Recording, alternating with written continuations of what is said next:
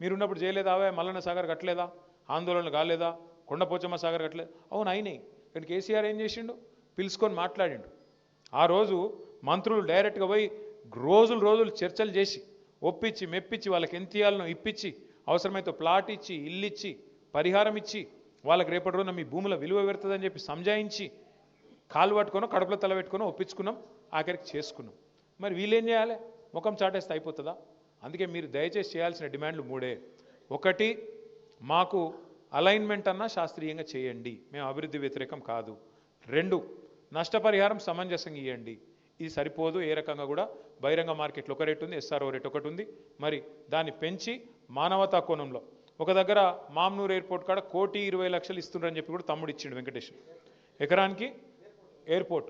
1,20,00,000 ఇస్తారు మరి మీ దగ్గర ఎందుకు ఇవ్వద్దు అనేది మీ ప్రశ్న అది వాస్తవమో కాదో నాకు తెలియదు చూడండి వాస్తవం అయితే సంతోషమే రాములన్న అయితే అవన్నీ కూడా లాయర్లకు ఇవ్వండి ఇంకా అదే చెప్తున్నాను ఎందుకు చెప్తున్నా అంటే వాళ్ళు ఇంటూరు కాబట్టి ఎవరికన్నా మీకు న్యాయ సలహాలు కావాలంటే